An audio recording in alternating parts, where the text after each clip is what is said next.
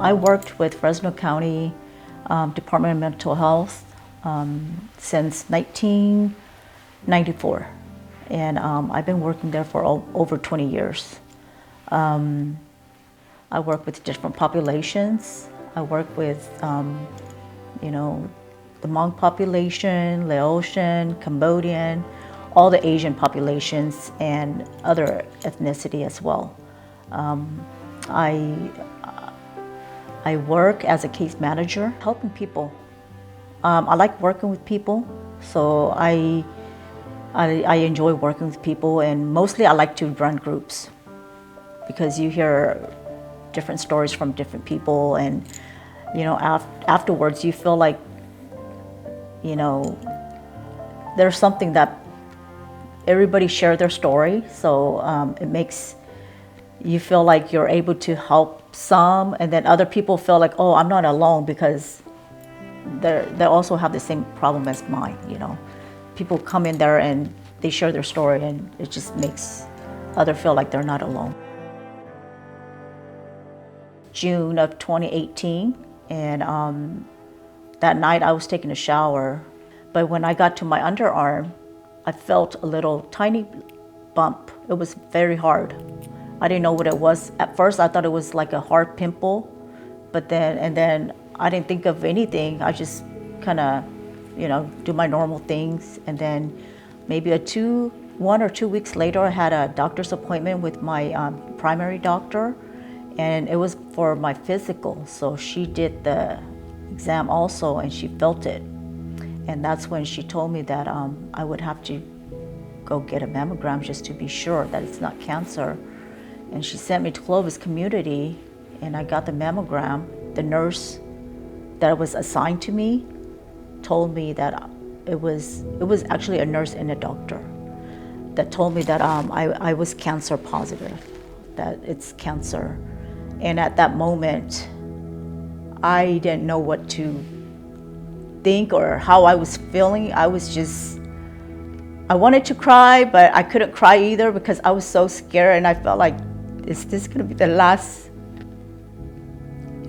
I don't know. I just thought I was gonna die. The doctors that I met with, they didn't tell me, but it was the nurse that was assigned to me from Clovis Community. She told me that she was a cancer survivor herself. She also had breast cancer.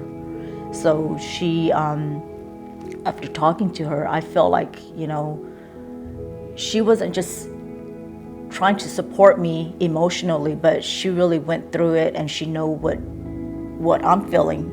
She tells me that if I have any questions, I can always call her. She's assigned to me, so I have her number. If I have any concerns, or questions, I can always call her, and she follows up with me too. A lot of the staff that works there have cancer. They're cancer survivors, so she told me that for me not to be afraid, that I was still at a very early stage. After that, they set up an appointment for me to go meet the whole team at Clovis Community again. And I went there, and they have the surgeon, they have 2 oncologists on site, and the nurse that was assigned to me from Clovis Community. So it was like a whole team, and they explained to me what their job is and what they're gonna be doing with me.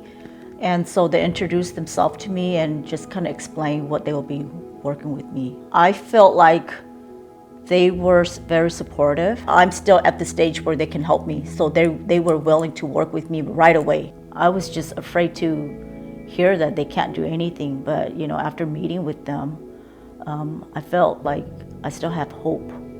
So that's why I was willing to let them treat me. 2018, that's when I found out that I had cancer. And then my appointment for surgery was July 26, 2018. So that's when I had my first surgery.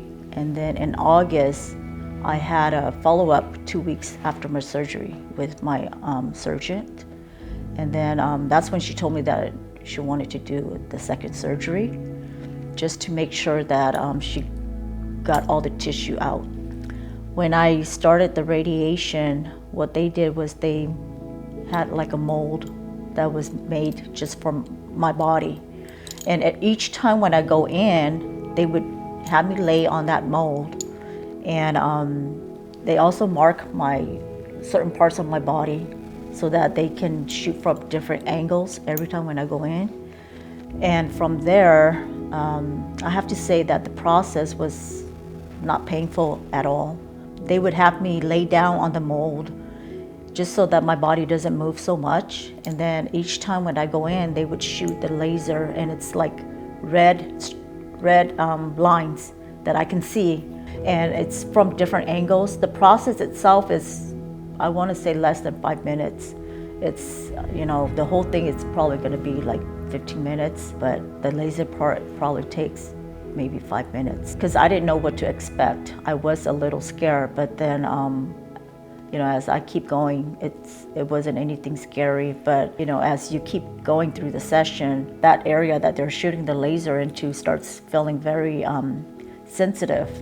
And it felt like you have sunburn. My oncologist told me that I would need 6 sessions. I would go in every day for 6 weeks.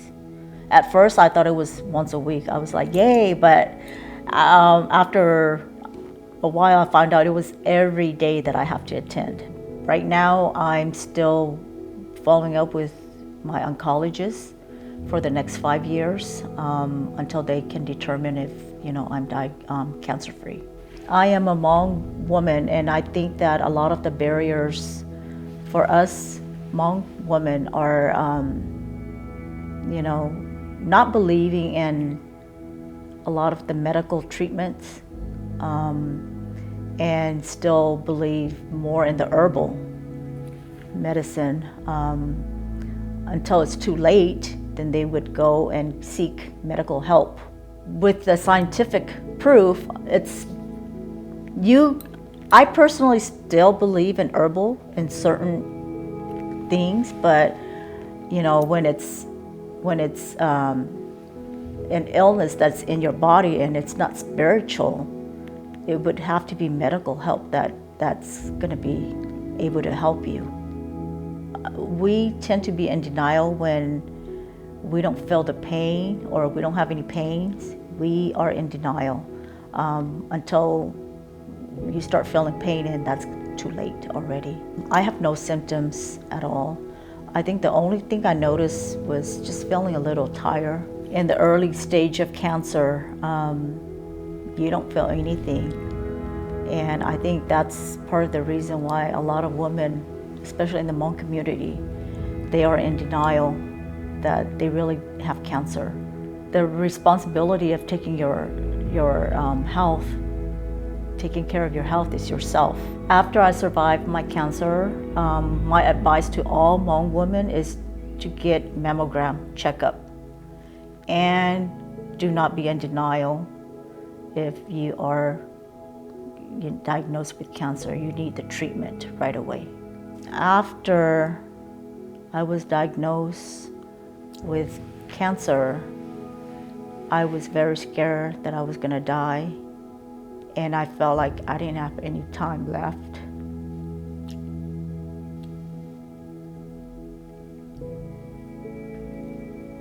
I thought I was gonna lose everything, my family, my children.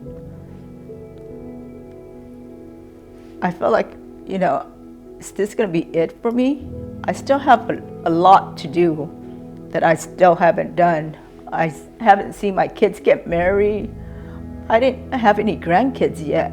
And at that time, I tell myself, I need to do everything to cure this cancer because I don't want to die yet. I'm still too young. I'm not ready to die. So that's why I, decided to go through the treatment, and I didn't really care what I had to go through to survive at that time.